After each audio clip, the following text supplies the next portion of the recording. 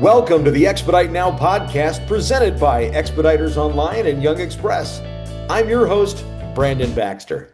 My guest, as always, is Rob Podeszwa. Rob, he's a recruiter with Jung Express, and he's here to discuss the ups and downs of running sprinter vans in the expedite industry.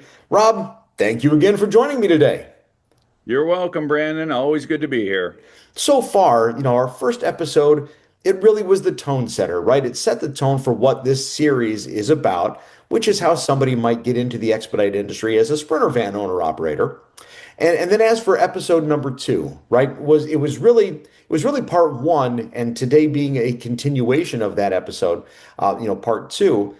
But it was how to get started, right? Focusing on putting a business plan together and really doing it the right way, setting the tone for becoming a competent sprinter owner operator. So, Rob, with that being said, and with those recaps out of the way, let's jump right into part 2 of creating a business plan. You basically start off with your loaded miles. I spoke last time figuring out what are the loaded miles. What are your paid miles going to be over a year's time? And that's, again, you're getting those numbers from the companies you talk to or from your research. Don't just pick numbers out of the air, use realistic numbers. Okay, so let's just say, for an example that I put together, let's say 110,000 miles. Okay, very realistic of what a driver should be able to do if they're willing to put in the time. You've also got your numbers as to what should be your average rate of pay. Again, average, not what's the best or anything like that. What's an average? Let's use 85 cents a mile. Okay, again, as a realistic number. That puts you then as a gross yearly income of $93,500. That's a gross number. What I always recommend to people starting off their business is a 50% rule. 50% of that income stays in your business account, 50% goes to your personal account. Because again, you have to look, you're starting your business. You have to keep that business up and running. A huge mistake that I see drivers make is they don't do that. They're shifting all the money right into their personal account, paying their personal expenses and stuff like this, and then they don't have the money for their business account. You need to get that business up and running. Again, think of it as a startup business. You need to get it up and running. If down the road, once you build up that business account, now you want to start siphoning off more to your personal account, okay. But get that business account up and running. So that means 50% of that, $46,750 goes to your personal, to pay your personal bills. $46,750 stays in your business account. Divide that out monthly. That means your gross monthly income to your business is $3,895 and change. So now that's what our income is going to be, average. So now let's look at what our expenses are.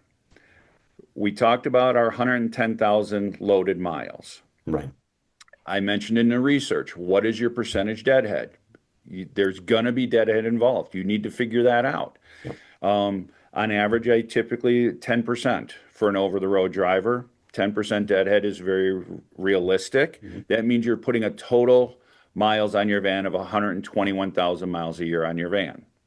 For our example here, we're going to use a gas model Sprinter style van, whether it's the Ford, Ram, or whatever. But we'll use a gas one. Again, if you have a diesel, that's going to change it. But this is, we're going to use gas. Let's use 18 miles to the gallon. Okay. That should be fairly reasonable. That means at 121,000 miles a year, that means you're going through 6,722 gallons of fuel. Now you figure out what's your average cost of fuel. Again, let's use $3. You can put in whatever you want. That means that you're going to be spending little over $20,167 a year on fuel. Yeah. Monthly, that's about $1,680 and change monthly for fuel. So there's your fuel cost monthly. Maintenance, again, we talked about. You're putting 121,000 miles a year on that van. You're doing a lot of maintenance. You're doing your oil changes, your tires, your brakes, all of that. I talked about breaking windshields. And I recommend using $400 a month. But again, you can adjust this depending on anything, but put around $400 a month for maintenance because you have to plan for maintenance. If you don't have it in your business plan, you're going to fail. Insurance. Again, insurance costs vary. Again, in your research, get your insurance quotes. It's a dramatic difference around the country as to what insurance your premiums are going to be. Sure. Because it's all your insurance premiums are going to be based on your garaging zip code, your driving history, your credit history, and the age of the van. For our example right now, I'm just going to be using $500 a month. Okay. Now, again, some people are going to be like, that's crazy. I can't get it for that. But I have drivers who pay less than that, and I have drivers who pay more than that. Now, also looking at your van payment. Okay, now, whether you have, again, in terms of somebody's financial situations, even if they pay cash for the van, they have to plan. Still say put a van payment in your business plan because sooner or later you're going to have to replace that van. Right. Um, and if you take a loan, great, you have to put that payment in there and everything. So let's just say you took a loan of $40,000. Okay. Okay? We're just going to use this as an example, but you took a loan at $40,000, you figure out your interest rate of what it is, and then you're putting in your term. Again, I always recommend that you pay it off within 3 years, so do a 36-year term. So for our example, we use a $40,000 loan amount Mhm. at 5% interest. That puts you at a van payment of just under $1,200 a month, 1198 and change. Okay. Okay. So if we add up those expenses come to $3,779 and change. Again, our gross income was $38.95. That gives you a net profit of roughly $116 a month. Right. These are the numbers that you need to put down to show that, hey, you're going to be. Now, are there other things involved, little expenses here and there? Yes. Again, if you sign on with a company or you're getting the insurance through that company. But again, these are all the numbers that you need to put down and make sure that you're going to be making money, that it's going to be profitable for you. To make this determination are you supposed to get into this? If you put all these numbers down on paper and it comes out as a negative, um, you need to either adjust it, Mhm. um, or maybe it's not the right thing for you. Again, it depends on what people's expenses are. How important is putting a business plan together? I mean, do we really need to have something like that? Or is this something where, somebody like myself could just go out there and wing it?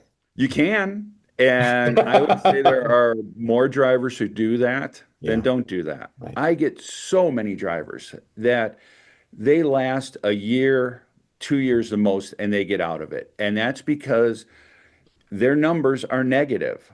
And so they started with this money that they put into this business, and they're just chopping down that money, chopping it down, and all of a sudden now it's to zero, and they have to get out of it. They have to sell their van. It hasn't worked out because they did not have a plan to succeed. If you don't mind, talk a little bit about the difference, right, between short-term versus long-term thinking when it comes to really this particular venture. If you want your business to succeed, you need to look at it long term. Where is it going? What are my plans down the road? As I said, if you put together a good business plan, right, and you work hard to achieve those numbers, okay, maybe then a couple years down the road, when we talked about your monthly profits, having that monthly profits, Right. if all of a sudden you get to the point where now you have that $10,000 cushion in your business account, well, now if you want to start siphoning off more money to your personal account or things like this, you have options. Okay, but if you don't, if you run it down to the bone, you're flirting with disaster Yeah. because again, that van is your moneymaker. The van's got to stay on the road. And if you don't plan for something happening to that van, eventually something will happen to the van. If you Yeah. don't plan for it, you're going to fail and you're going to get out of the industry. The other issue that happens is I get drivers who get in this industry and again they don't have that good business plan and so now all of a sudden they're freaking out because they're not making the money, they're not paying their bills, and so now they just they'll take freight as cheap as possible. Yeah. They're out there bidding their own freight and they're bidding it at 50 cents a mile because they just got to make some money. And that hurts everybody in the industry. Yes. Yes, it You know, does. if we have drivers who put together good business plans, who are successful with it, that's going to help everybody in the industry. Talk about how important it is to have some cash to help jumpstart your business. All the numbers that I've been talking about are average numbers. Yeah. Okay, so that means there's going to be some months high, some months low. if you get into this business and you have no startup capital behind you, and you happen to have a low month to begin with, so it below the average, now all of a sudden you're not paying your bills and everything. So I mean, it is. I've had drivers already start with us. They take their first load out to California, and then they say they can't run another load until they get paid because they have no money for fuel. We speak in averages. There are highs, there are lows. If you happen to start at the low point, you have to be able to get through that in order to get to the high point. So, Rob, anything else you'd like to say? No, just thanks for watching, and hopefully this is helping you out. And it's a great industry. Just get set up correctly, and you will succeed. Fantastic. Thank you so much, Rob. This has been Expedite Now, presented by Expeditors Online and Jung Express. I've been your host, Brandon Baxter. Until next time.